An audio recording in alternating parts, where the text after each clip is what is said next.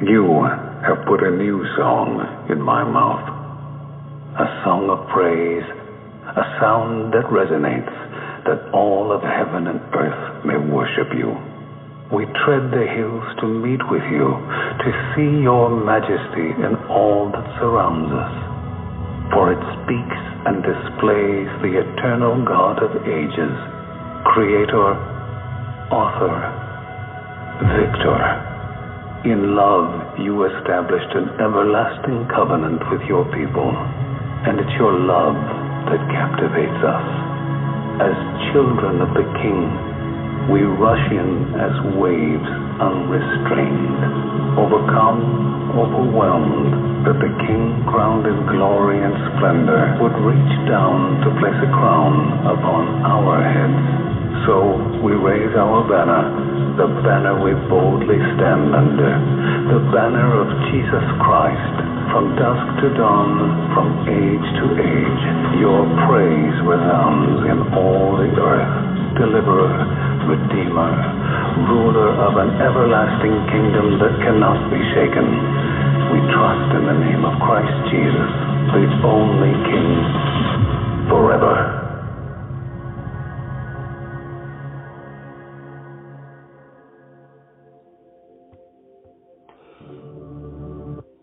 Welcome to Zion's Redemption Radio. This is Fundamentally Mormon. I'm your host, Mark Lichtenwalter. The guest call-in number is 917-889-8827. That's 917-889-8827. You can find this at blogtalkradio.com/fundamentally Mormon. And the text will also be posted on my Facebook wall at facebook.com/LAZURUS1977. You can also find the text and the audio to this radio program on iTunes at Fundamentally Mormon and in the different Facebook groups that I am an admin of. Some of those groups are LDS Last Days Prophecy and Gospel Discussions, LDS Gospel Mysteries, Latter-day Unity, and others. You can find the pages that I admin also on my Facebook wall. And if you enjoy this program, please friend request me or follow me and make me one of your close friends. We try to put out as many episodes as we can during the week. But I'm thankful for you to be here today. Let's get right into the reading today. We are going to be reading out of Ogden Kraut's books. You can find his books for free to read online at ogdenkraut.com. That's OGDENKRAUT.com. That's OGDENKRAUT.com. And welcome to the program. Today is the 28th day of May, 2021. Today is Friday, and the sun is about to set, so Shabbat Shalom. It's about to be the 7th day of the week, which has never changed. Anyway, so we're going to be reading Chapter 3. Let me think here. Yeah, it's Chapter 3. Of Holy Priesthood, Volume 5, will be on pages 26 through 37. And I'm actually home tonight. Kim is in the other room. I think she's sitting at the table. I'm sitting in the living room. So, I am. Hi. Anyway, I did post this at facebook.com/LAZURUS1977 for anyone who wants to go read along with us. And you can also find the link to where the books are at on the website, or if you're listening later, it'll be in the description at iTunes at Fundamentally Mormon. So I'll dedicate the program and we'll get right into the reading. I will be doing some reading tonight as well, and I'm like I said, I'm home with my wife, so and it's almost the 7th day of the week. So just real quick, God's timeline never changed. the Gentiles, they think they can change things, but his timeline never changes. And what I mean by that is the end of the day, when the sun sets, is the end of the day. So the first day of the week starts at night after the sun sets, and it goes all the way to the next evening when the sun sets. That's one day.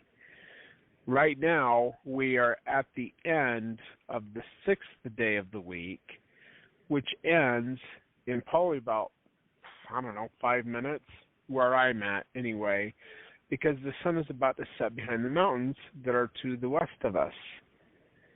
And it'll be the 7th day of the week. It'll be the Shabbat of Yehovah, or the Sabbath of rest, which never changed. Jesus Christ was resurrected on the first day of the week, shortly after sunset, on Saturday. After sunset on Saturday is the first day of the week. It wasn't Sunday morning. Excuse me. It was not Sunday morning. Anyway, I'll dedicate the program.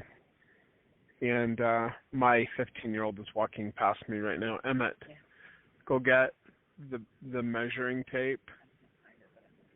It's in the garage. If it is where it's supposed to be, it's by the tools on the... Okay, well, keep looking. It'll be in the last place you look. Hopefully. If it's not in the last place you look, then we got to take you to a mental hospital. Anyway, I always tell my kids, it'll be in the last place you look.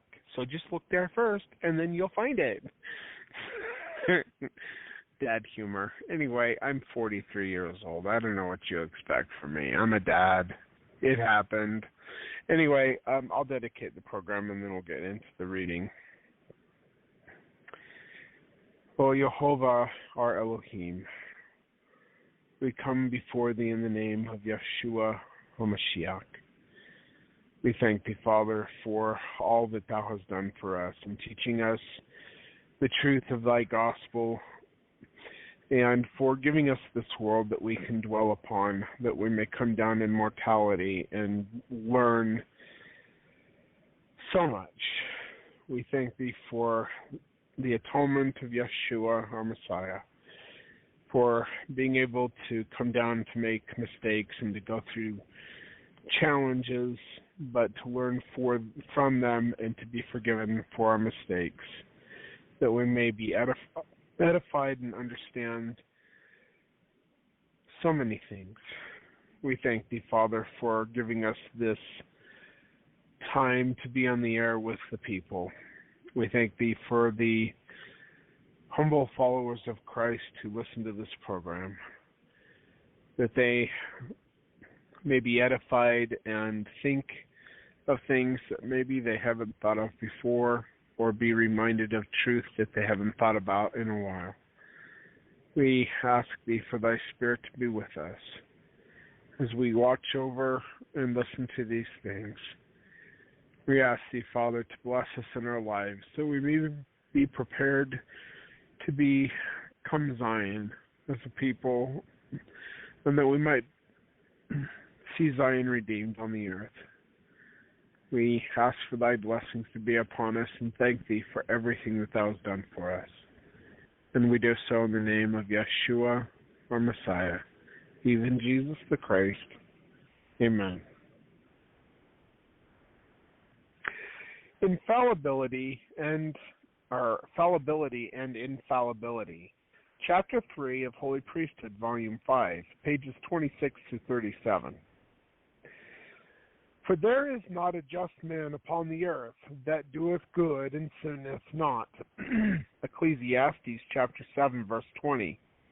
In order to write a chapter on this subject, it is necessary to first define the terms. According to Webster's New World Dictionary, 1984, fallible means liable to be mistaken or deceived, liable to be erroneous or inaccurate.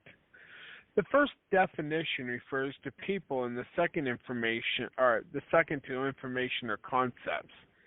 Infallible is incapable of error, never wrong, reliable, sure, and capable of error in setting forth doctrine on faith and morals.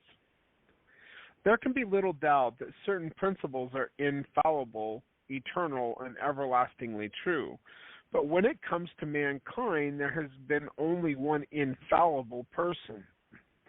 The Catholics render even more exclusive definition of infallibility.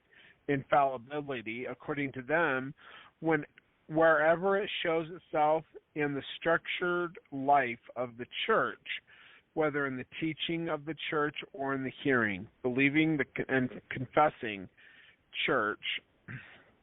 Infallibility is more than a simple de facto absence of error. It is a positive perfection, ruling out the possibility of error and entailing necessarily a central fidelity to the Christian revelation in the doctrine taught and accepted by the church. Infallibility is always primordially a gift of the Holy Spirit.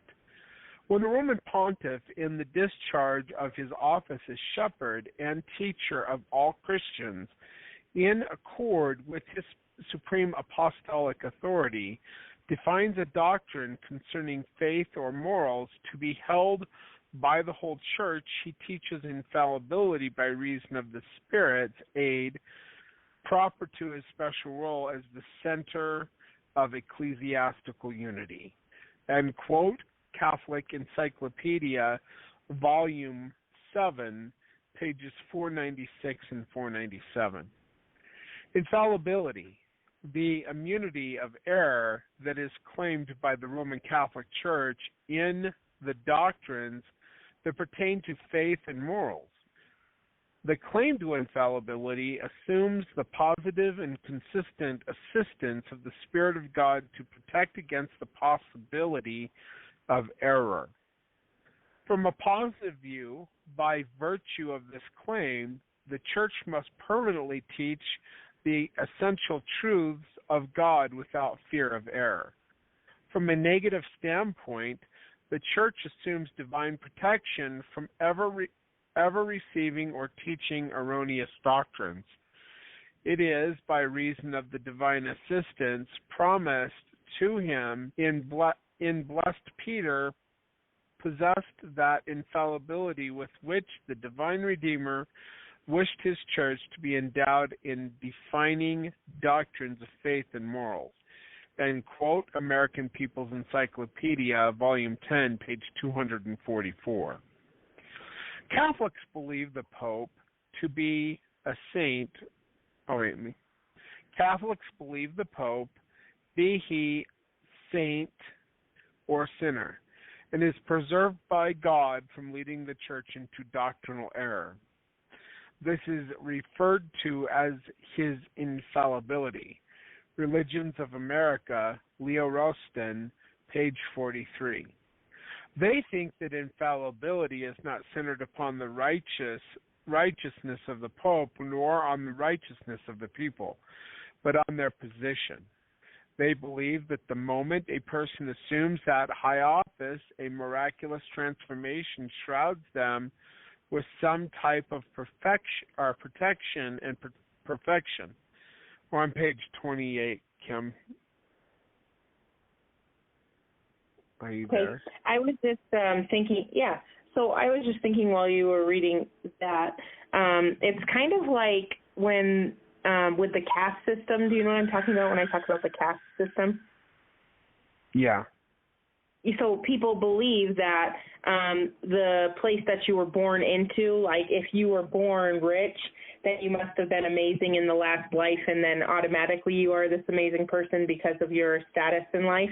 But if you were born poor or unhealthy or something like that, then not only are you paying for sins of the past, but you are an unclean and not a good spirit or a good person. So people believe that however you perform in this life, however you are, in any caste system, any system that you are born into, and any caste that you are born into. However you perform in that caste will determine whether or not you are born rich or poor or healthy or sick in the next life. So that's kind of what that reminds me of. That would be how people who believe in the Hindu version of reincarnation kind of see things. So Jesus Christ, being a homeless vagabond, would not have been blessed in the last life because he was rejected of men and he wasn't rich. And although the money that the Magi brought to him and his mother and stepfather, I mean, that's some pretty expensive stuff there. So they actually did have a lot of money. I think Jesus chose to be homeless to get away from the people that probably would have killed him. But that's speculation. I was just thinking about the Catholic Pope being infallible, which goes against the doctrine of free agency because he can't make a mistake. It's kind of like the LDS Church. They teach the people, that the prophet can't make a mistake. And then Russell M. Nelson comes out with this policy where they exclude baptizing polygamous children from polygamous marriages. Well, no, that was something that was done a long time ago that nobody cared about, so nobody talked about it.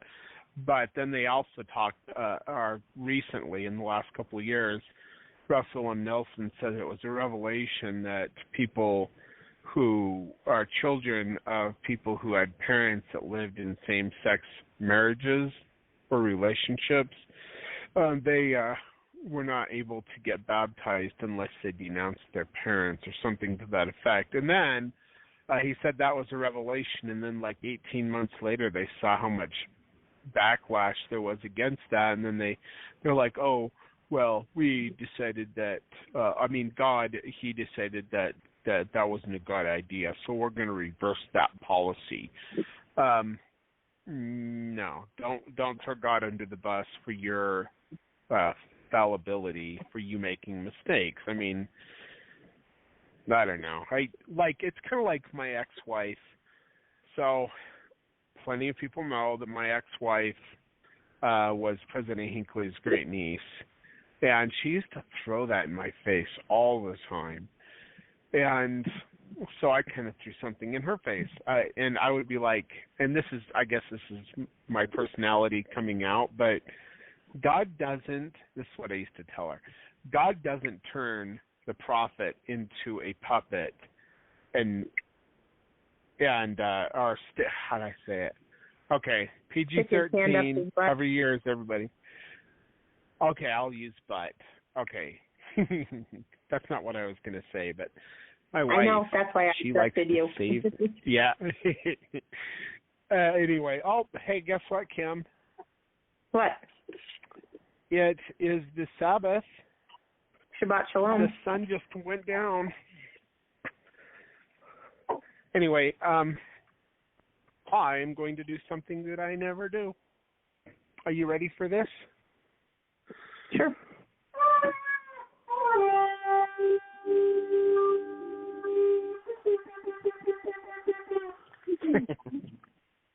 He is blowing the shofar.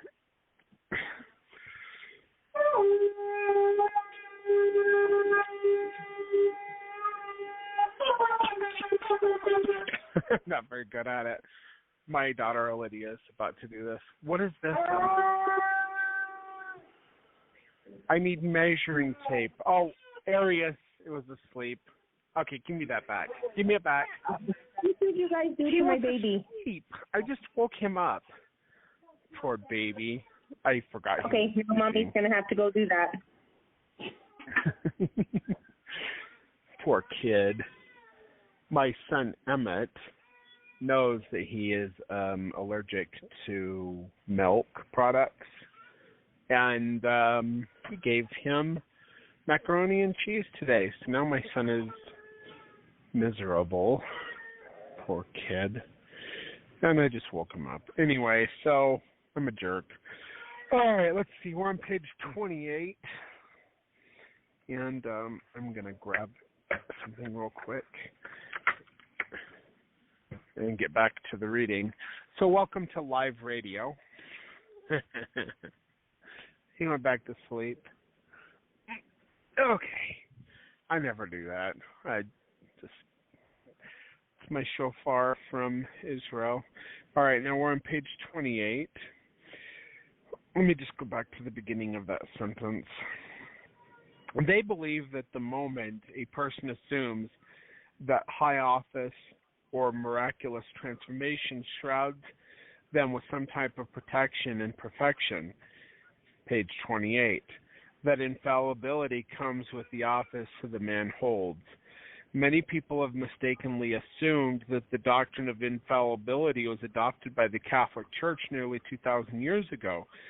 And indeed, they did debate, discuss, and argue about the doctrine for many centuries until it finally came to an acceptable vote in the year 1870. Coincidentally, just about 20 years before, it began to be taught in the Mormon Church.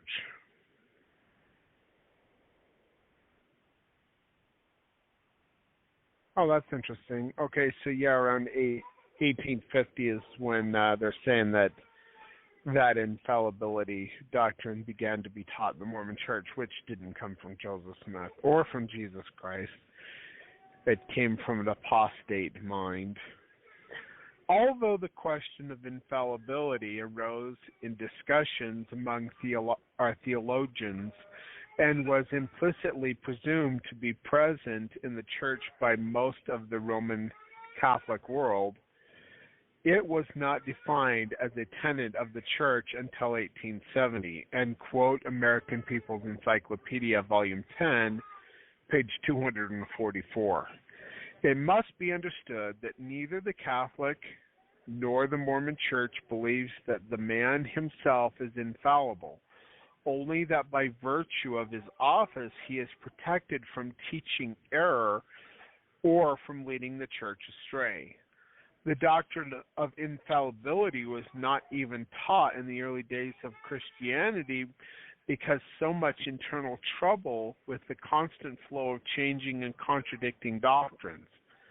The weaknesses and faults of the Church were too obvious for them to assume any kind of infallibility. Brigham Young described some of these problems. The principles of the gospel are perfect, but are the apostles who teach it perfect? No, they are not. Now bringing the two together, what they taught is not for me to say, but it is enough to say this, that through the weaknesses of the lives of the apostles, many were caused to error. Our historians and ministers tell us that the Church went into the wilderness, but they were in the wilderness all the time.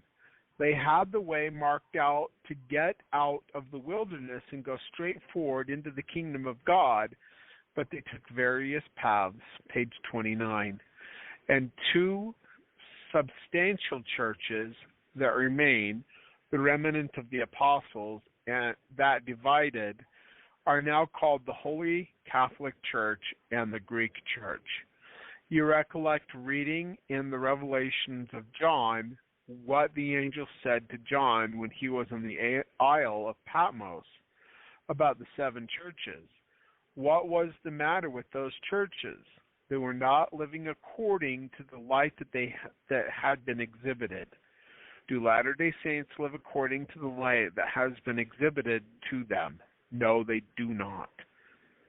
Did the ancient saints live according to the revelations given through the Savior and written by the apostles, and the revelations given through the apostles left on the record for the saints to read? No, they did not. And that comes from Journal of Discourses, Volume 12, page 66 through 67. Kim, did you have anything to say about that? I want to see who said that quote. Because that did come from the Journal of Discourses, which means it was one of the leaders of the LDS Church back in the day. Oh, it was Brigham Young. Oh, Brigham Young. He said that the leaders could be fallible. Oh, wait a minute. Okay, so if Brigham Young said that the leaders could be infallible, and the prophet or the president of the church, which he was when he said it, can never lead the church astray, but now the new guys say that the leaders of the church cannot be or are infallible and cannot lead you astray, then did God change his mind? Is the doctrine a doctrine of change? Kim, did you hear what I said? Amberly was, our 6-year-old was talking to Kim when I was saying that.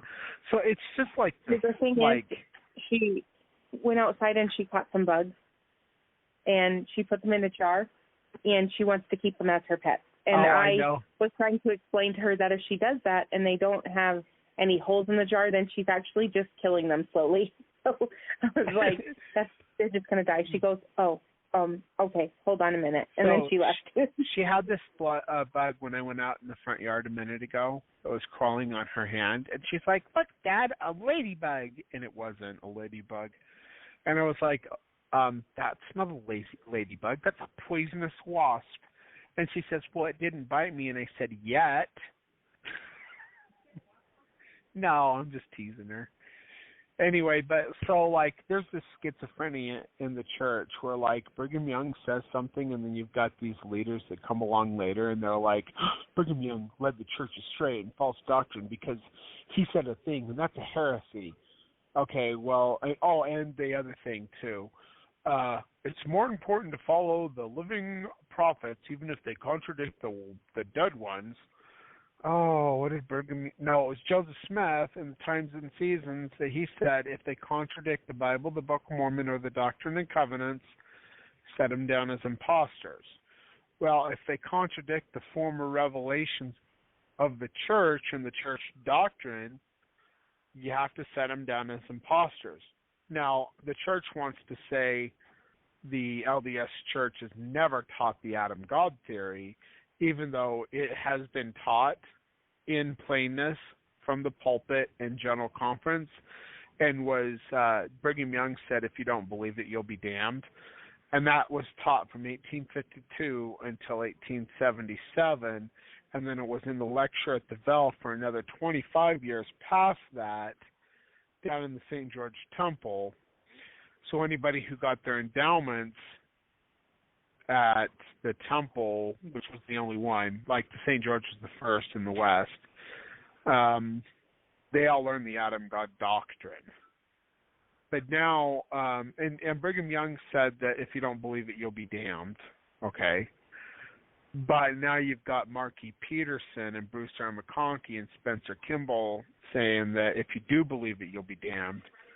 And I was excommunicated partly for believing the Adam God doctrine. My aunt, who had 9 children, was told by her bishop back in the early 80s that if it wasn't for the fact that she had 9 kids who were all in the church, that she would be excommunicated for just believing it. She wasn't teaching it. I wasn't teaching it either. I think I made the mistake of saying something to somebody, not Kim. When I told Kim about the Adam God doctrine, she was like, that's not right. And then she was like, oh. And how did it go, Kim? We were on our way to... Oh, yeah. They can't hear you if you don't unmute your phone. They can't hear you if you don't unmute your phone. Hi. Okay, I can hear you now. Okay. We were on the way to Maine, because I'd never been to Maine before. It's the only state I'd never been to. Sorry. Why don't you have a headset on? Why don't you use the headset that I bought for you to begin with? It does have a mute button on it, so you don't have to do that with your phone. But you keep letting Lydia use your stuff. All right. Well, my wife's taking care of Arius. So Arius is our 1-year-old, but he is almost 2. And, yeah, he's not happy right now. So, all right, let's see here. The Catholics believed that the Pope cannot give bad counsel or lead anyone astray by the virtue of the office he holds. They assumed that the leader of the church would be protected by the power of God so that he could not make any serious mistake, because the Lord would intervene to protect him.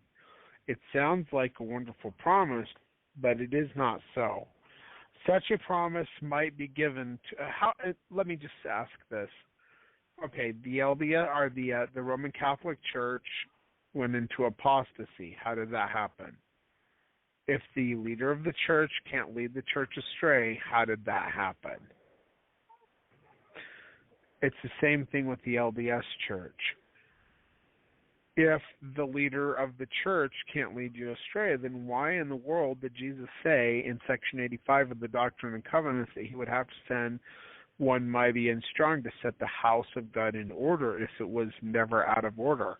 If there had been no apostasy and the leaders of the church couldn't lead the church astray, why would God have to send one mighty and strong to set it back in order? Anyway, just things for you to think about. It sounds like a wonderful promise, but it is not so. Such a promise might be given to a man because of his worthiness, but not because he holds a high church office. Even those who have received the promise of their calling and election made sure are still subject to making mistakes and errors in judgment. Yep. We can actually even fall. So I've had my calling and election made sure. If I deny my witness, I can become a son of perdition. So even I can fall.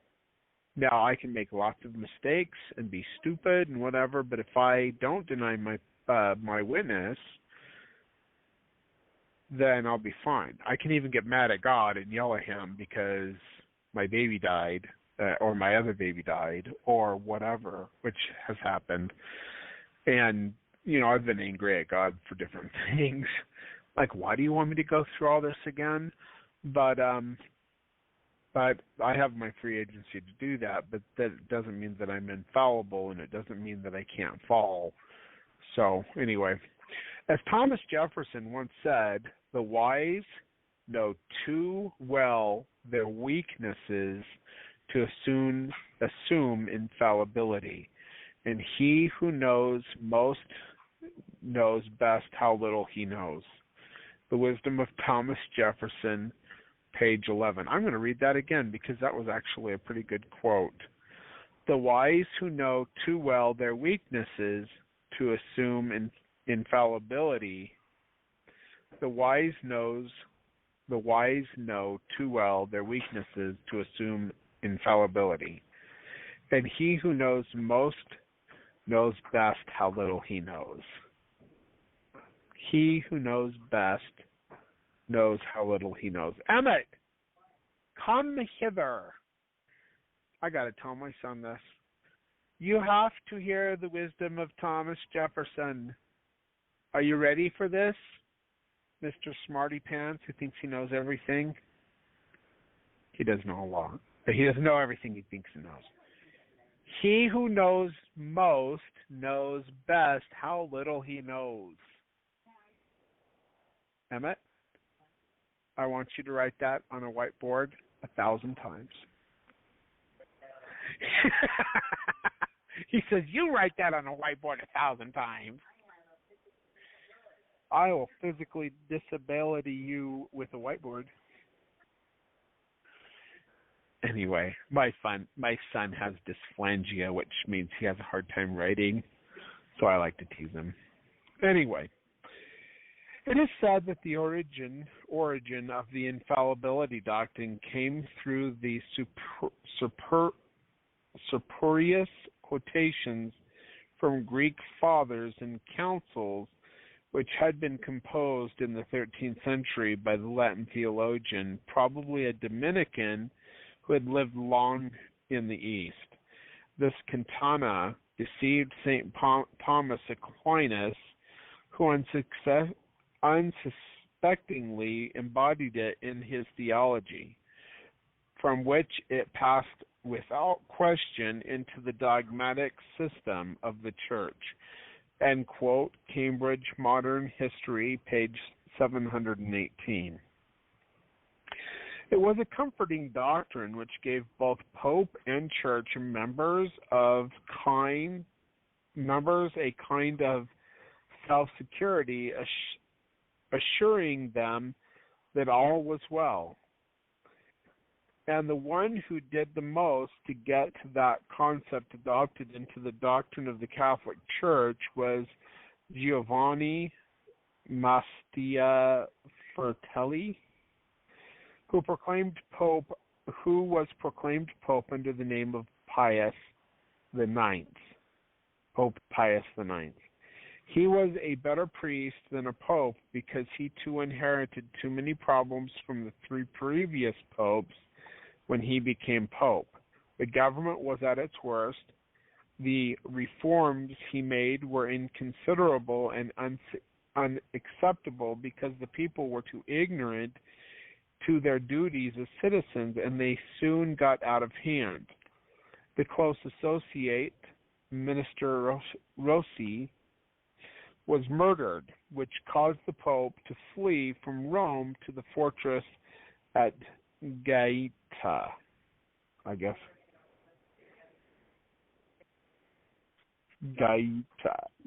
Kim's going to save I'm me. going to try to get onto this, and I don't know what he's saying. So I'm like, what are you talking about? That is a word. It's Gaeta. Gaeta. Where is, what page? We're on page 30, I think. Wow, I'm all the way up to 32 thinking that you got further than that. Okay. Well, I read slow, and you know that. That's why my radio programs, for me, take 2 hours, and for you, take an hour. Giovanni Mastia Farisi, who was proclaimed Pope under the name of Pius IV, or the Ninth, sorry. He was a better priest than a pope because he inherited too many problems from the three previous popes. When he became pope, the government was at its worst. The reforms he made were inconsiderable and unacceptable because the people were ignorant to their duties as citizens, and they soon got out of hand. A close associate, Minister Rossi, was murdered, which caused the Pope to flee from Rome to the fortress of, that would be Gaeta. Gaeta. Your Gaeta. Would have been like a Y. Gaeta. The A and the E makes a different sound. Gaeta. Listen, you might teach kindergarten, but you don't know everything. I teach first grade. Excuse me. Also, in the English language, when there is a vowel team, hold on, I'm going to teach you something that you didn't know since you were in first grade. When there is a vowel team, which an A and an E is a vowel team, it makes the first vowel say its name. And I before you, except after C, and in neighbor. No, my son is. Oh my gosh. Listen, Kim, you stopped teaching first grade yesterday. You are now a kindergarten teacher. Oh, it's you have okay, been monkey. demoted. Oh, it's okay, monkey. Yeah. Run. No, that's not what you do. Oh my goodness. Okay, anyways. So I would say that would be Gaeta, like when they spell geisha, it's Gaesha. Geisha. Well, I said Gaeta. Gaeta. Okay. I pronounce it different. Gaeta. Okay. I did it with the proper accent. Sure you did. Pope Pius IX began a series of dogmatic pronouncements in 1854, beginning with a definition of the Immaculate Conception and later with the papal infallibility. Oh, you want it to be papal instead of papal or papal? Oh, it said papal instead of people. With the papal infallibility.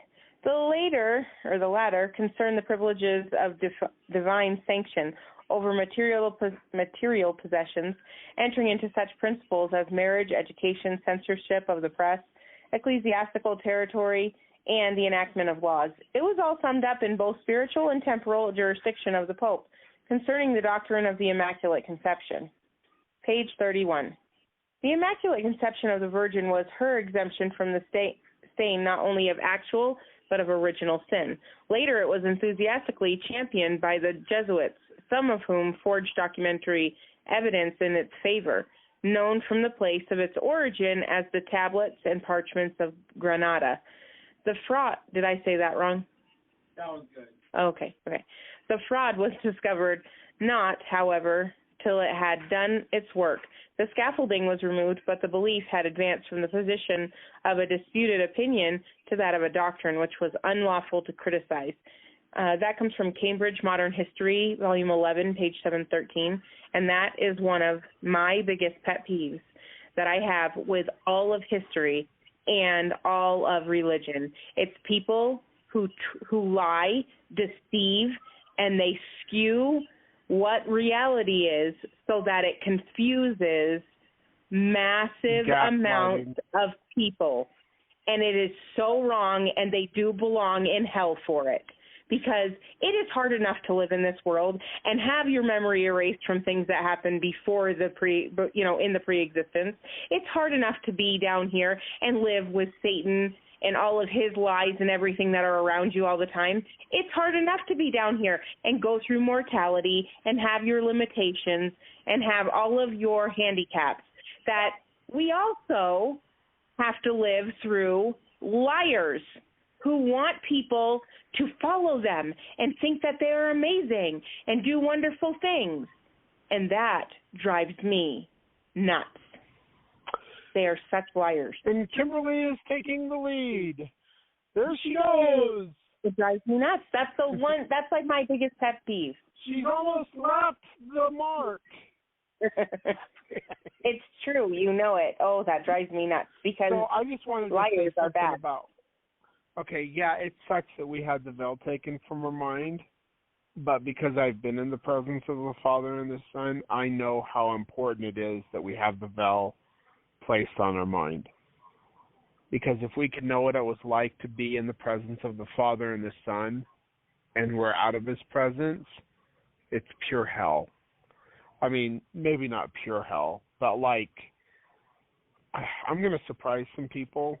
I've had a problem with suicide, depression, and I'm feeling suicidal in the past. I don't anymore. Not since he's been married to me. Let's just clarify that. I don't make him feel like he wants to die. I just wanted to go home.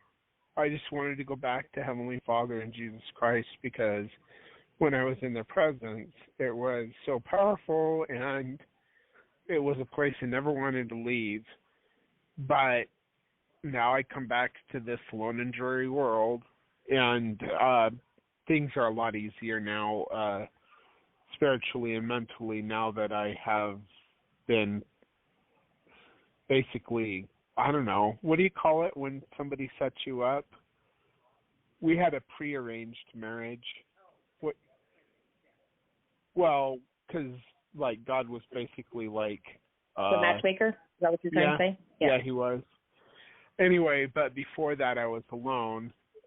So not only was I alone, but I knew what it was like to be in the presence of the Father and the Son. And so somebody asked me once, why don't you ever go back into their presence? Because I have been invited back into their presence a couple of times. Not here, but to go back upon Mount Vashel.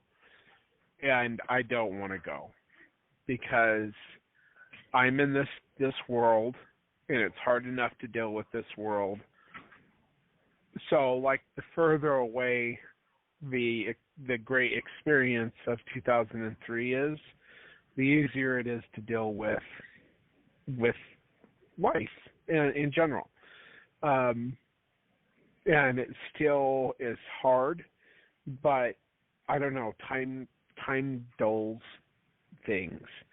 And so when people are like, why don't they have to put the veil on our minds? that is a blessing.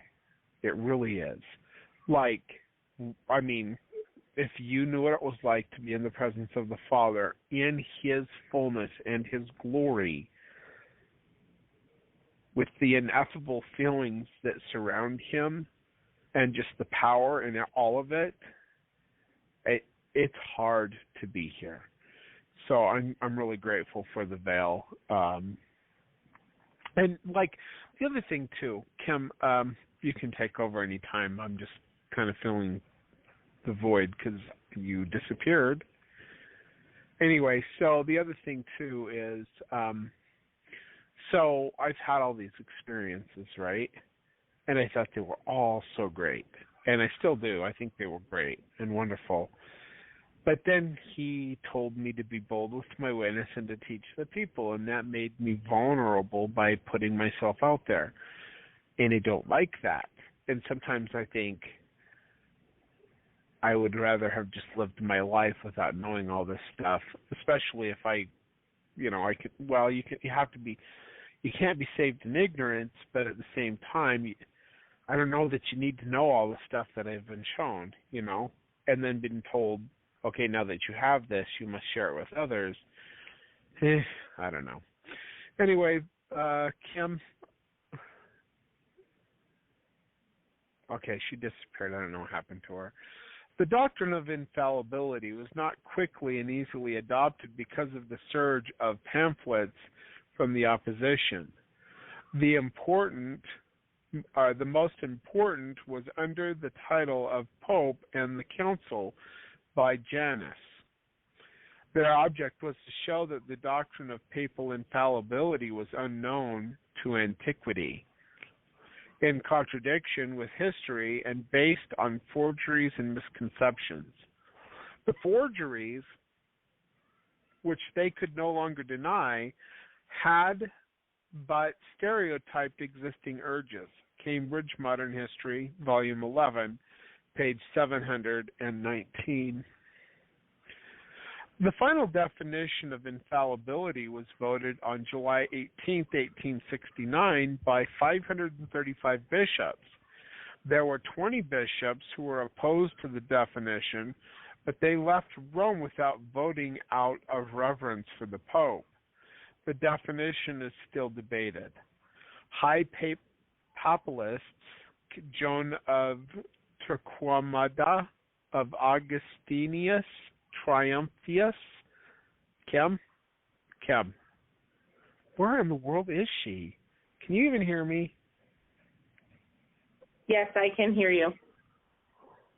Are you going to correct me that the papalist of, or John of Torquemada of Augustinius, okay, Triumphius, I guess that's Latin. Sounds Latin to me. Admit that it is still possible that the Pope could be a heretic. Even the papal statements tend to show that the Pope is an individual mortal person and should be recognized as such. Even by their own definition, the Catholic Church leaves room for later correction, addition, or subtraction from what has been adopted under the umbrella of infallibility. So we're on page 32, and we're 47% through with the reading for today. Infallibility does not absolve the bearers from the responsibility and often laborious task of searching out in scriptures and in traditions whether or not a truth is definable or it is a guarantee that an infallible pronouncement may not later require further refinement or precision. End quote. Catholic Encyclopedia, Volume 7, page 497. How strange that infallible doctrine may later require further correction and changes. These infallible doctrines adopted by the Catholic Church must be accepted by unanimous vote of their bishops, just as they must be accepted by the unanimous vote of the apostles in the Mormon Church. The Catholics, Mormons, or anyone else who thinks that they can change eternal, everlasting, and unchangeable doctrines and principles just doesn't make any sense. The Apostle Orson Pratt explained the nature of true infallibility and its place in the church. Where inspired officers possessing power to obtain new revelation have ceased, their infallibility has ceased, and their uncertainty and doubt must remain. Tell about the councils of the Church of Rome being infallible. Whoever heard of any council being infallible where there was no prophet and revelators that could decide with a thus saith the Lord, and thus end all controversy? The Church of God never pretends infallibility upon any other grounds, yet this apostate mother of harlots can in one breath call herself fallible, infallible, and with the next breath deny new revelation. Divine Authenticity of the Book of Mormon by Orson Pratt, page 38. The great variety of opinions which have torn asunder modern Christendom and bewildered the minds of millions can have no existence in the Church of Christ, for there all matters of importance are decided by revelation and not by creeds invented by human wisdom. There, the deep and hidden things of God are revealed by the Spirit of truth. Their rich treasures in wisdom and knowledge are brought to light. There, they have no need of uninspired counsels to invent articles of religion to fetter the mind of man. There the Holy Ghost takes the things of the Father and shows them by revelation unto the church, and their infallibility is indelibly and unchangeably stamped upon every doctrine, principle, and ordinance and law of the church. And that comes from the same book by Orson Pratt, page 26. The doctrine of infallibility applies only to revelation and doctrine, as Joseph Smith explained. I never told you I was perfect, but there is no error in the revelation which I have taught. Teachings of the Prophet Joseph Smith, page 368.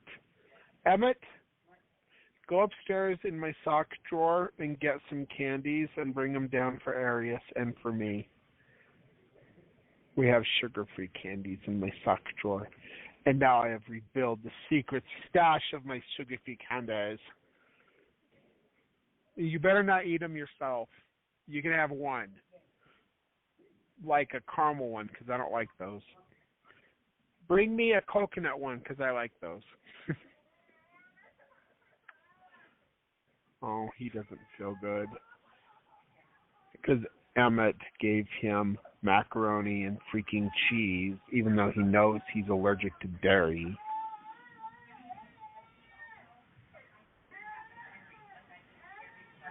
You gave him half a cherry. He's never had cherry before.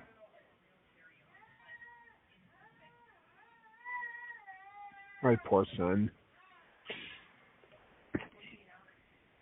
Yeah, okay. Anyway, so my son is very upset. He's 1 year old. He is so cute. Some members of the Mormon Church oppose infallibility as a doctrine, but accept it in practice. For example, Joseph Fielding Smith wrote, "This dogma sets forth the belief that the vicar of Christ cannot teach error because he is promised divine protection from error. Infallibility is a fabrication devised by the powers of darkness to act as a counterfeit for revelation. Religious Truths Defined by Joseph F. Smith, page 183. Hey, what are you doing? How am I supposed to... Oh my gosh, this package of mints has 2 in it, not 1. No, you already have one in your mouth. Okay, fine, you can go. All right, so Joseph F. Smith was the 7th president of... No, wait. It was Joseph Smith, Brigham Young, John Taylor, Wilford Woodruff, Lorenzo Snow, Joseph F. Smith. So he was the 6th president of the church, and then it was Heber J. Grant, George Albert Smith, David O. McKay, Joseph Fielding Smith, and I can't remember past that because I don't care about those guys. Anyway, I know the last ones. What?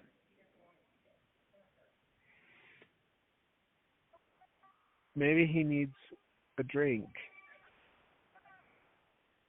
Do you have coconut milk or almond milk? Maybe you should rub his belly if he has gas. Do what I do with Amberly when she's got gas.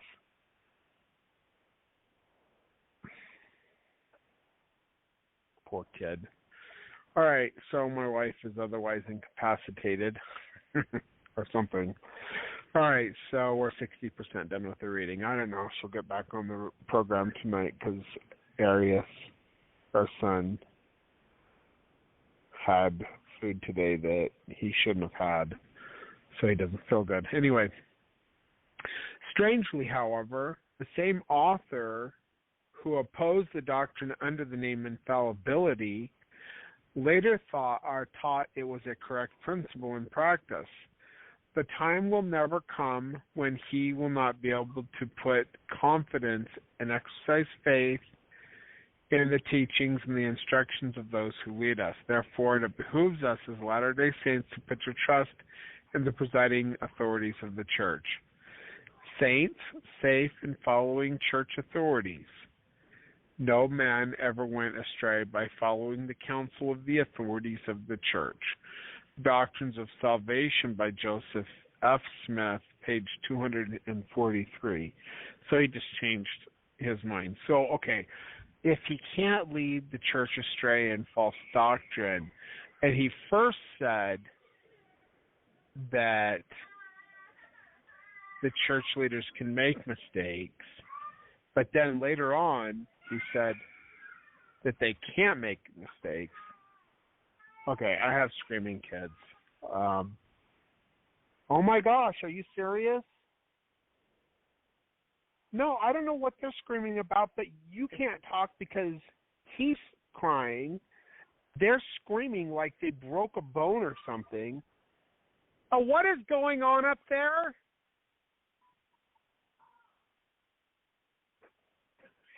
I swear, my kids. This has the identical ring as the Catholic Declaration of Infallibility. In the early... Okay, I gotta go find out what's going on. So I'm going to mute my line and I'm going to put on something that I recorded the other day. It's only 8 minutes long, but it'll give me time to figure out what in the world's going on with my kids. So this is the introduction to the Torah conference at Shavuot last weekend, and I'll be right back. The record of the second annual Restoration Torah Conference of the Zarahemla Foundation. For out of Zion shall go forth the Torah and the word of Jehovah from Jerusalem. Shavuot 2021, the Torah and other Hebraicisms in the Book of Mormon. Dedication to the Lord of the Vineyard and to all the branches of the restoration. May you bring forth good fruit in the place you have grown, and may you never forget that it is not given to the branches to decide which should be kept and which pruned. It is the Lord of the vineyard who will declare it. Copyright 2021 by the Zarahemla Foundation. All rights reserved. Any part of this book may be reprinted or published in part or in whole, so long as the user reprints the text exactly as written. The source of this text is cited, and the user is not republishing or copying this material to get financial gain. The authors and the articles in this book maintain full rights to their own words and ideas. The opinions of the conference presenters are their own. The Restoration Torah Conference and the Zarahemla Foundation make no claims to represent the community of Christ, the Church of Jesus Christ of Latter-day Saints, or any other entity. Additional copies may be obtained by sending an email to restorationtorahconference@gmail.com. The record of the second annual Restoration Torah Conference of the Zarahemla Foundation, Shavuot 2021, the Torah and other Hebraicisms in the Book of Mormon, printed in the United States of America by Old Pioneer Press, 97 West Main Street, Santaquin, Utah, 84655, 801-609-2222. Preface. The Torah and the Book of Mormon are intimately connected. In this year's Restoration Torah Conference, with the theme, The Torah and Other Hebraicisms in the Book of Mormon, is an exciting way to explore the relationship between them. One of the earliest stories in the Book of Mormon certainly links them. Lehi is commanded by the Lord to send his sons to get the brass plates, which plates contain the Torah, among other things. See 1 Nephi chapter 5, verses 10 through 14. In this way, the people of the Book of Mormon were sure to have the Torah with them as they left their organized religion and journeyed eastward to the Promised Land. Latter-day Saints from all flavors of the Restoration were invited to participate in the conference. So this written record of the proceedings contains a variety of ideas from a wide spectrum of speaker writers. I love reading other people's insights and find it wonderful that we can learn from each other. The ways we live the gospel, no doubt, differ from Latter-day Saint to Latter-day Saint. So we will almost certainly find conclusions within these pages that conflict not only with each other, but with our own beliefs. I pray we are never too complacent, and that we remain open to ways we can improve and follow our Savior more closely. I could give many examples of the ways I've had to repent and turn to the Lord. And yet I firmly believe I was also blessed in my earlier efforts. The Lord doesn't wait for us to reach perfection before giving us His Spirit and taking us by the hand to lead us back to Him. Our life is indeed a journey eastward to the Promised Land. Throughout the Book of Mormon, we find the theme of record keeping, with the word write or writ or record or a derivative found over 500 times in the Book of Mormon. In one story, when the resurrected Jesus visits the Nephites, he tells Nephi, "Bring forth the record which ye have kept." 3 Nephi chapter 23, verse 7. After Jesus points out a gap in the record, he reminds them of an important event and wants to know, "How be it that ye have not written this thing?" Verse 11. In fact, that entire chapter in 3 Nephi is all about scriptures, writings, and the importance of good record keeping, and is one of the many instances emphasizing having written records.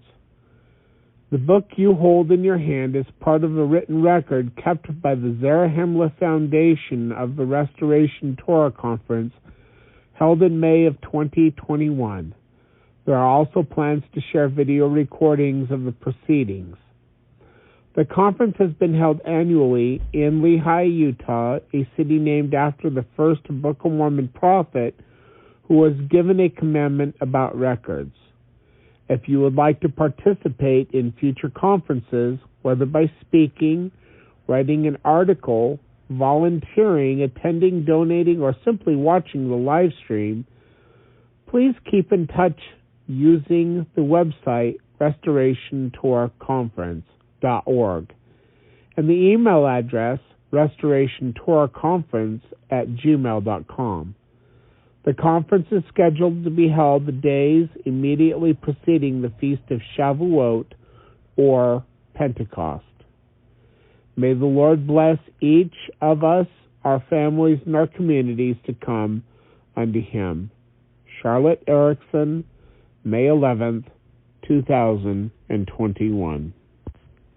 Table of Contents, Day 1, Friday, May 21st, 2021. Morning, Benjamin Schaefer, page 1. Nathan Diltz, page 20. Jonathan Felt, page 32. Afternoon, Joshua Erickson, page 43. Joshua Jessup, page 70. Melanie Melton, page 75. Gene Hadlock, page 88. Day 2, Saturday, May 22nd, 2021. Morning, Michael Mitchell, page 105. Eric Jensen, page 120. Enoch Foster, page 143. Afternoon, David Patrick, page 157. Anna Net, page 174. Taylor Smith, page 203. Robert K., page 223.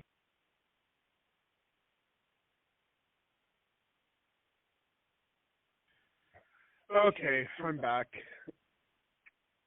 So our daughters, our 6-year-old and our 8-year-old, share a bedroom. And I don't know exactly what they were doing, but somehow the top bunk came down and smashed my 6-year-old daughter's hand. So she's fine, but she got hurt because she was pushing up on the bottom of the bunk, and it got stupid and screwed up. Because that's obviously what happens when we stay home and try to do the radio show from the house. Oh, wait, no, that kind of stuff happens more than it should. Anyway, she has a... They've never done that before. That kind of stuff happens. Little kids do dumb things when we're not looking at them. Oh. So I was just listening to this guy talk about how dogs were smarter than kids. And how, like, when you leave the house with the dog, you don't have to get a babysitter, but with a kid you do. But that's not always true, because you can't leave a dog in the house because they'll tear everything up. So, right. But so, if you only have dogs, you don't need to cover any electrical outlets because the dog is not going to shock himself to death. Okay, yes, but however, our kids have never broken any bones. They have... Olivia did. She fractured it. It had to be in a sling, but she didn't have to be in a cast. She jumped off of a part of a swing set, tried to grab the monkey bars and missed and fell on her arm. And then Emmett, who was not in my custody at the time because he was at his Mima's house, jumped off the side of the couch onto a CPU and broke his wrist arm in 3 places. And he was 3? Not with me. 4? He was 3 years old. 3, yeah. Yeah, not with me. So my kids don't usually do that kind of stupid stuff. They don't get hurt a lot. I've never broken a bone. I've never broken a bone either because I'm too afraid to do something stupid. Oh, yeah, I'm cautious. Yeah. I have fractured, I've had boxing fractures or have had boxing fractures, but and there's a couple of places on my face where I've been hit by bare knuckle fighting, where I can move around chips of bone in like right on my eyebrow and my jaw. There's a piece of bone that's broken off underneath the skin that I can push around. I don't think that's healthy. Out of here, Emmett. All right, so we're going to get back into the reading. We're 63% through. We're on page 34, and I'll continue reading. Kim, can you please mute your phone while I'm talking? Sure. I thought you were going to have me read. Oh, well, you can read, and I'll mute my phone. Well, okay, that's what I thought we were doing. Now we'll get back into it. Okay. And the 12-year-old is watching the 1-year-old, and the 15-year-old is getting almond milk for the baby. A cubby, yes. So, all right, I'll mute myself. Okay, but what page number am I looking for? 34. Okay, good, because that's where I'm at. 34. I was at 35, so. Okay. Just at the beginning? Start reading where it has the identical ring. Okay. This has the identical ring as the Catholic Declaration of Infallibility. Wow, that was kind of hard for me to get out. In the early days of Mormonism, infallibility of men was a doctrine repugnant to church leaders, whereas fallibility of man was one of their central themes. For example, Oliver Cowdery, second elder to Joseph Smith, wrote, and this comes from Messenger and Advocate, Volume 3, page 522, quote, "But let him beware lest a blind zeal for party throws him off his balance, and he imbibe the idea that man, frail man like himself, has claims to infallibility. Remember that the great Creator never made an independent man, and with equal propriety we might add he never made an infallible one." End quote. Again, that's from Messenger and Advocate, Volume 3, page 522. According to Joseph Smith,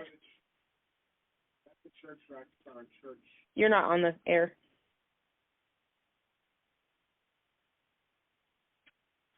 Okay, the Messenger and Advocate, Volume 3, that's church. That's a church manual from back in the day. Anyway, go ahead, Kim.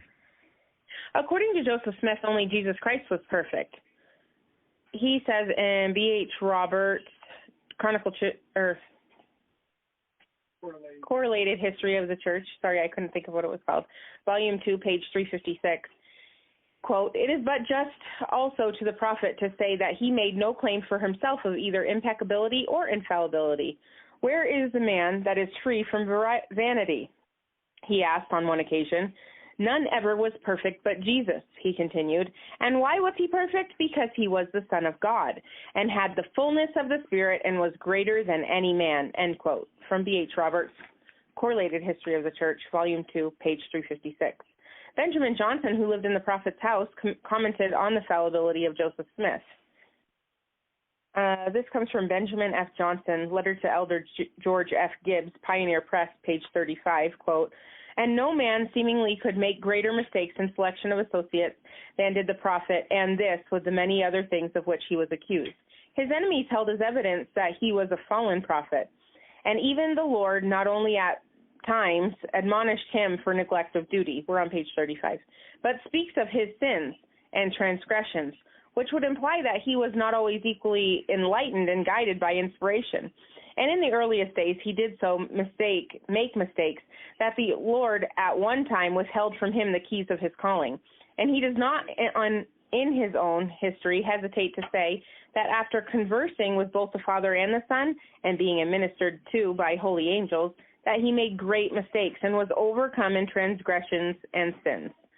End quote. From Benjamin F. Johnson, letter to the Elder George F. Gibbs, Pioneer Press, page 35. Years later, George Q. Cannon wrote about the fallibility of President Wilford Woodruff and his counselors. You're like a train. When the stop sign comes, you just keep on rolling. Well, yeah, you kind of can't stop it. So the way that I read is not word by word. It's more like sentence by sentence. So once that sentence is already put in there, it's like going to come out. and that's how it goes. Okay, go put the peas back on it. The 6-year-old has a bag of frozen peas for her hand that she smashed. All right, so let me see here. Oh, I was just thinking, okay, so some people are like, you can't possibly be the Lord's anointed because you're not Joseph Smith reincarnated. And I'm always like, how do you know I'm not Joseph Smith I mean, I don't say that I am, but how do you know that? Because, like, if Joseph Smith came back as a reincarnated person, you're not. You wouldn't know, okay? And I don't claim to be Joseph Smith. And there's a group of people that think that Joseph Smith is going to come back because of a bunch of stuff, whatever. I don't even care. But if he did come back and he had gone through all the experiences that he had gone through, Kim, I can still hear myself.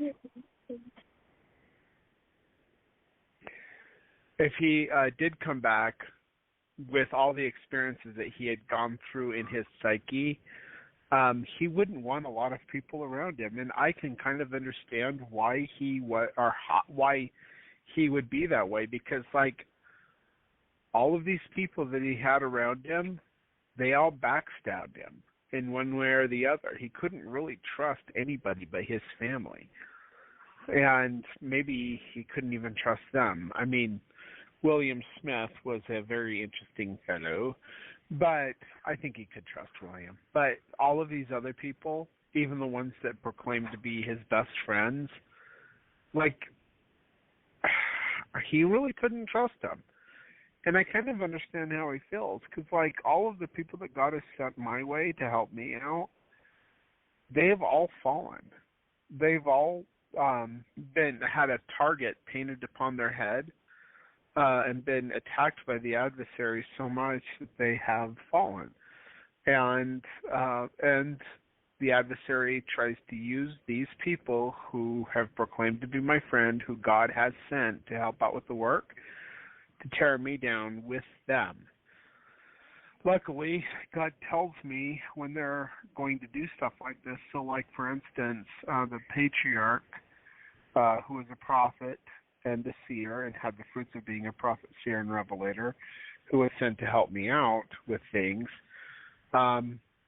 he was falling. And I could see that, and I didn't know what to do about it.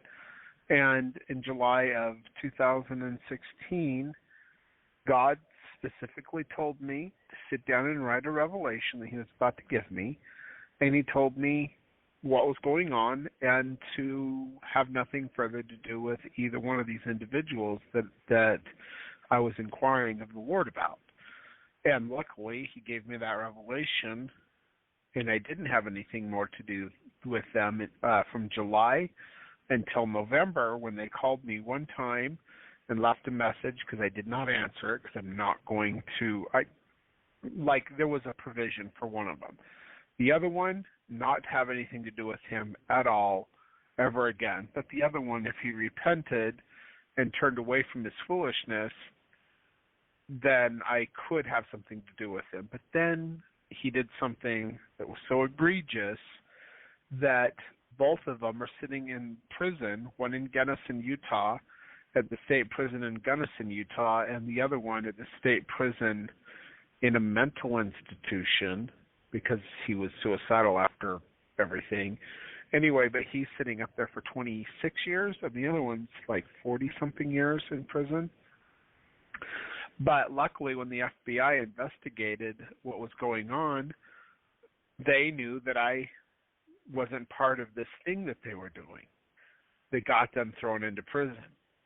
And that, and they kept the revelations, and they kept documents of everything. That's why it's so easy to pin what they did on them. But they went to prison, and nobody ever bothered me, except for Nate Carlisle, who wrote slander and libel, committed libel against me, which was picked up by newspapers worldwide. And then instead of retracting the story after I proved to them that they were lying and that they were taking things completely out of context, all they did was delete it on the Salt Lake Tribune's website, but they didn't issue a retraction, and the damage had already been done. And all of these newspapers that used their story that Nate Carlisle wrote, they picked it up all over the world. So damage was done.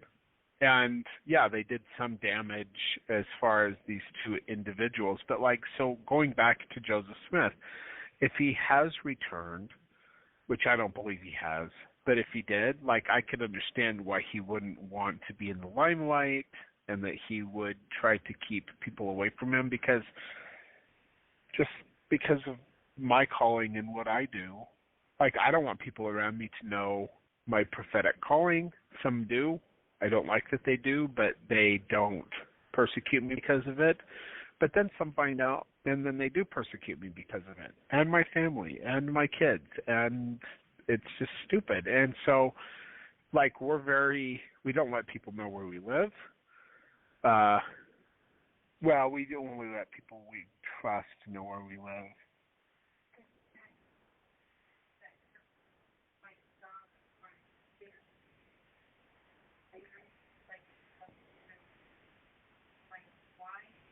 Oh, Kim, nobody can hear you.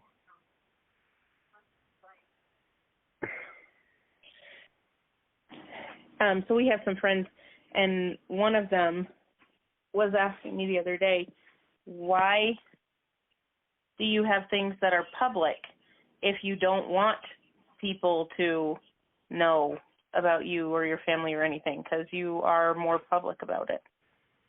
Well, so there's a couple of things. People know my name. Because you gave it out there. Yeah, which I wish I'd never had done. So then stop doing it. It goes away. It's already out there. I can't retract what's already been put out there for the last, 2012 till now, 9 years. Anyway, but it doesn't matter. So Kim never took my last name, so Kim's last name is not the same as my last name. Yes, that's true. And my kid's last name, the older two aren't the same. But so we do things to make sure that people can't figure out where. And there are no bills in my name. There is no record. But I'm just saying, Kim, that people say, why are you so public? I'm talking about my family, and I do talk about my family on this program. But I'm not going to tell them key things because we've had death threats. I have had lots of death threats. My wife hasn't. But there's been a lot of threats. Anyway, so we're very careful about not letting people know where or who we are, basically. I mean, some people do, but no. But anyway, but the whole reason I bring this up is because, Joseph Smith had to go through so much crap in his lifetime because people knew who he was. And I wouldn't blame him if he did return for being a very private person, which I don't believe he has returned, but some people do. So, anyway, I'm going to mute myself and continue reading.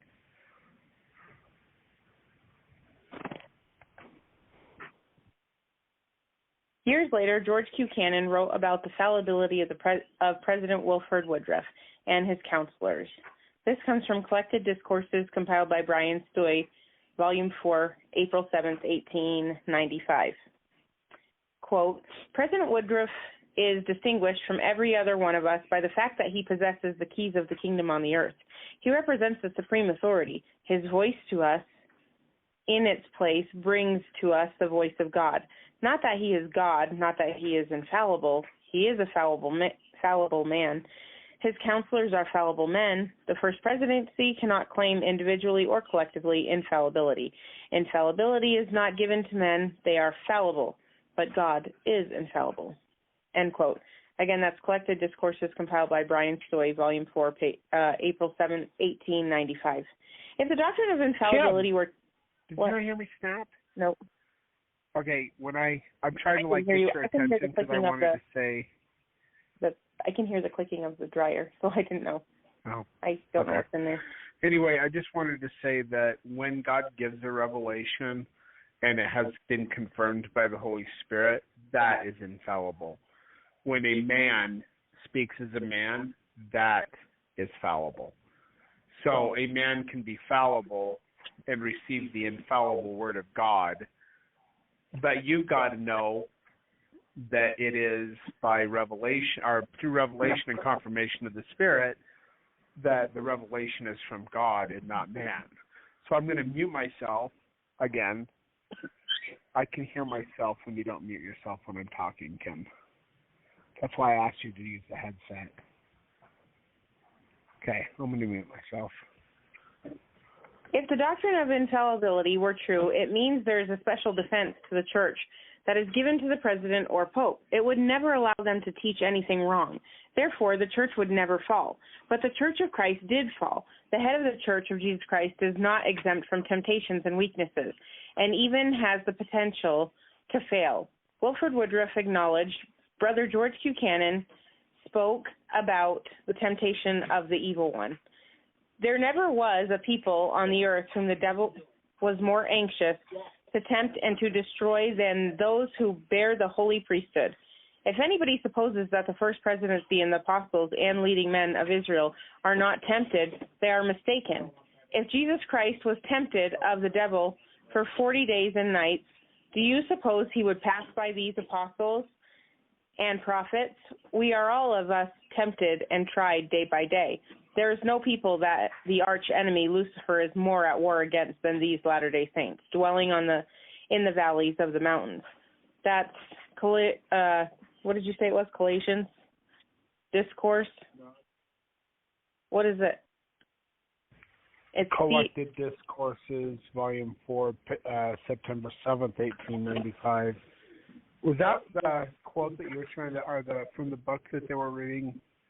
No, the other one was COL. COL. That's Galatians. This is Collected Discourses, Volume 4. Yeah, but all the abbreviations of everything is really hard to understand what it comes from because not everybody knows what the abbreviations are. Because I've been reading these books for so long, I know what they are. Mm-hmm. But I understand. I know, for like everybody else in the world, I know. It's like ridiculous. The scriptures say that even the sanctified, who should be church leaders, appear to have no special protection. They all must take heed, lest they too should stumble and fall. But there is a possibility that man may fall from grace and depart from the living God. Therefore, let the church take heed and pray always, lest they fall into temptation. Yea, and even let those who are sanctified take heed also. D&C 20:32-34. The doctrine of infallibility takes away the rights of men to make decisions and choices, even if they wanted to make a bad one. Henry D. Moyle gave some excellent advice. Examine any movement that may be brought into our midst, and if it attempts to deprive us in the slightest respect of our free agency, we should avoid it as we would avoid immorality or anything else that is vicious. That comes from Conference Report, October 1947, page 46. When men attempt to place a protective infallibility upon their leaders, they do it because of their own mental laziness.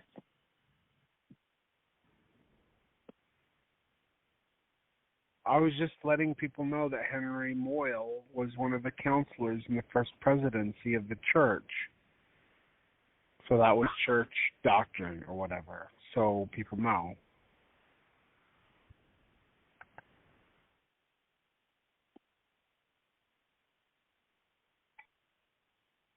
Do you remember what page I was on? So every time that I have to go out and mute my mic and come back in. Use your headset. That wouldn't be a problem. I'll read. The doctrine of infallibility takes away the right of men to make decisions on choices, even if they wanted to make a bad one. Henry D. Moyle gave some excellent advice. I already read this. Hold on. When men attempt to place a protective infallibility upon their leaders, they do it because of their own mental laziness. There are at least three evils that follow such foolishness. Number one, it takes away their free agency, and the leaders are forced to do what's right and teach what is right. We're on page 37, by the way. Okay, fine. I'll let you read.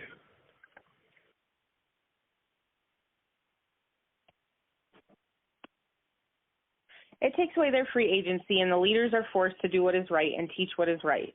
Page 37. Number 2, it retards the mental and spiritual growth of their followers who believe their leaders will tell them anything, everything they need to think and do. Number 3, it replaces faith in God with faith in man. And what's worse, it limits and destroys power from God. Unfortunately, the infallibility doctrine persists with the LDS Church with greater rapidity now than it ever has. Notice the following statement by Elder Marion G. Romney. He is not talking about revelation or scripture, but rather about the awesome power placed upon the united voice of church leaders. The united voice of the First Presidency and the Quorum of the 12 constitute the authoritative voice of the church on any given doctrine, principle, or practice of the church. What they say as a presidency is what the Lord would say if he were here in person. This is the rock of foundation of Mormonism. If it ever ceases to be the fact, this will be an apostate church. So I repeat again, what the presidency say as a presidency is what the Lord would say if he were here. And it is scripture. It should be studied, understood, and followed, even as the Revelations and the Doctrine and Covenants and other scriptures.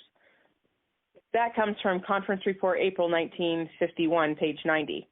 It is interesting to note that the very criticism the Mormons have against the Catholic doctrine of the Pope's infallibility can now be applied to the LDS people themselves because of their strong dependence and faith in their infallible ecclesiastical head. And that puts us at chapter 4 on page 38.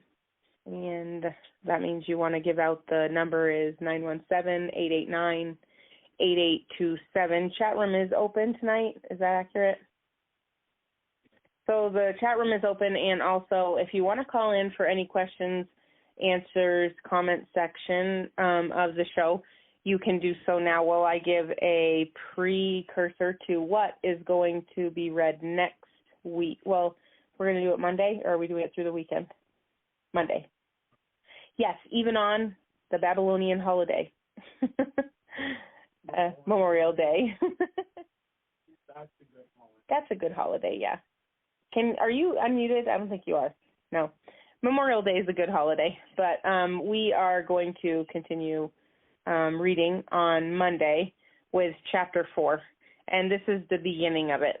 It's entitled Trusting in the Lord. Serve God and trust in him. You cannot serve man nor make flesh your arm for your salvation. Wilford Woodruff, Collective Discourse, Volume 2, April 6, 1890. When I was a child, we played a very popular game called Follow the Leader. It was fun trying to do everything the leader did. However, sometimes he did ridiculous, hard, dangerous, or wrong things. After I grew up, there was no need to play such silly childhood games. Nevertheless, I noticed that many adults still play a form of follow the leader in their political, professional, economic, and religious activities, and sometimes they become just as ridiculous as children. There seems to be a natural or spiritual instinct in man to have an example or a leader, someone to show him the right path to take. We are placed on this earth surrounded by physical and spiritual confusion. We grow up having to choose from thousands of paths leading every direction. And as bewildered children, we struggle to find the right one. However, God has not left us in total confusion and darkness. He has given us prophets who have received inspired revelations, visions, and manifestations filled with instructions and directions. These scriptures are simple and true and filled with comfort and guidance.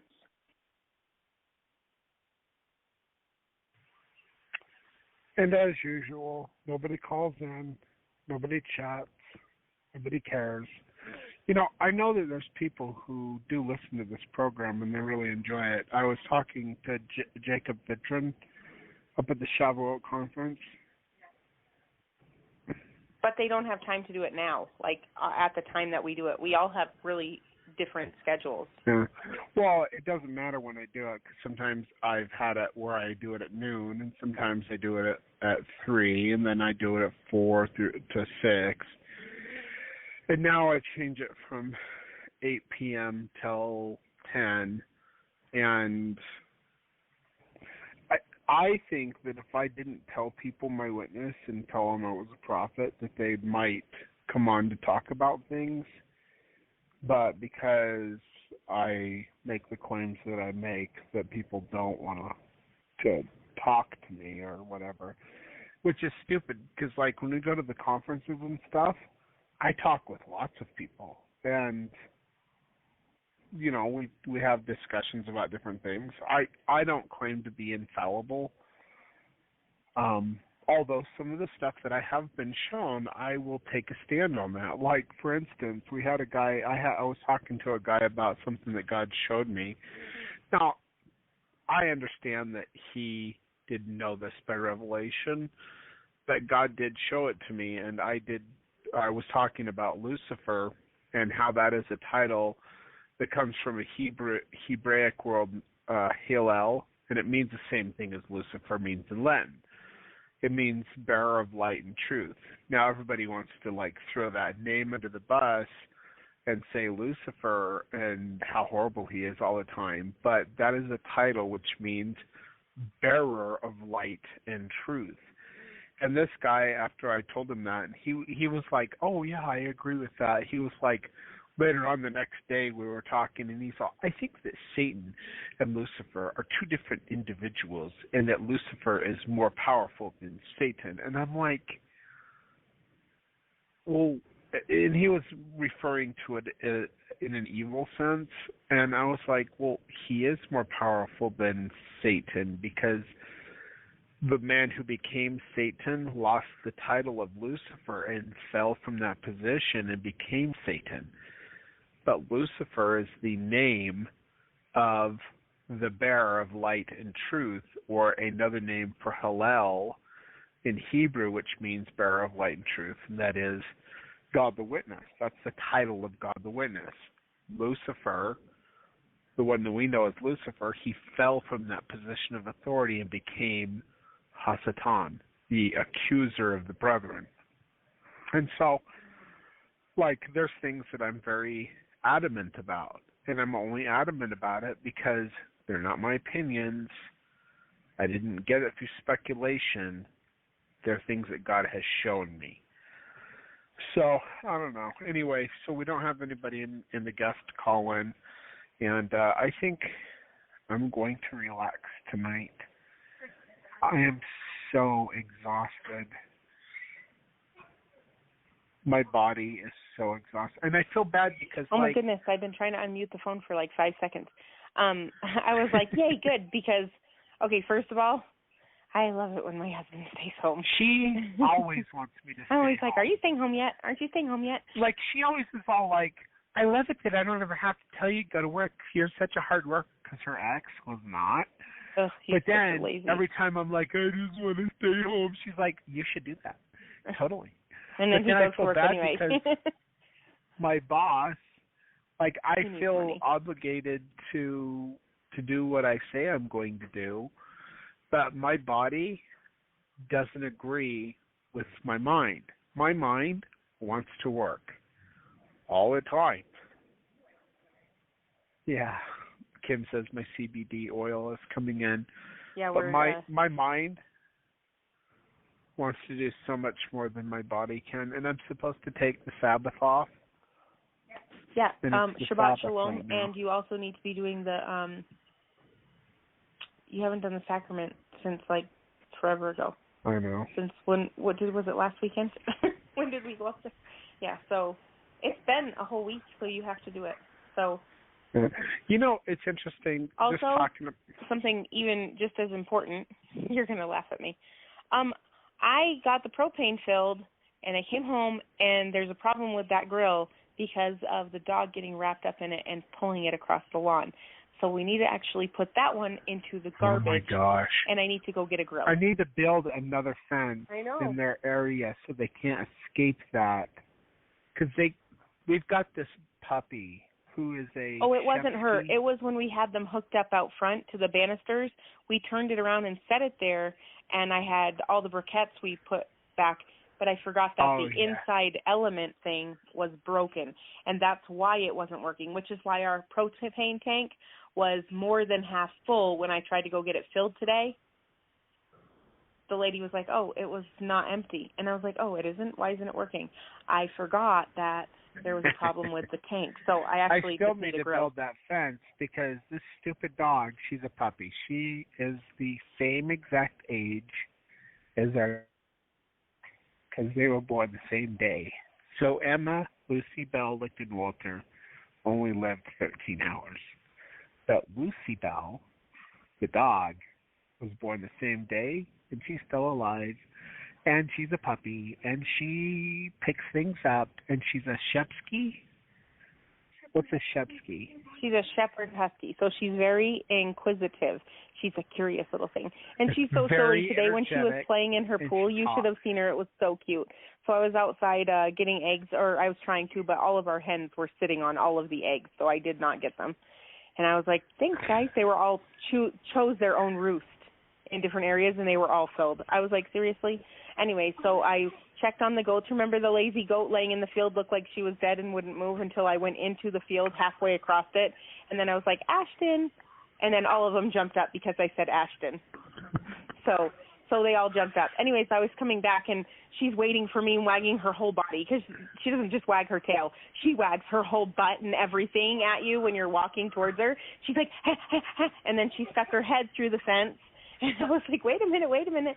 And she was licking me all over, and I was like, oh, thank you, because 5 seconds before that, she was standing in the pool licking all the water and playing with the water. So I was like, oh, yum, wet dog smell. But she's super happy. She's a happy puppy. And she's very silly, because huskies are. Yeah, she's silly. Anyway, so I think we're going to be done with the program for tonight because we don't have any callers, and I'm tired. Even though I slept all day, well, I sleep for like 3 or 4 hours, and then I wake up for an hour, go to the bathroom, and then go back to sleep for another couple of hours. And I actually woke up right before 5 today, so I got plenty of sleep, but my body hurts because I work too much and I don't sleep at night.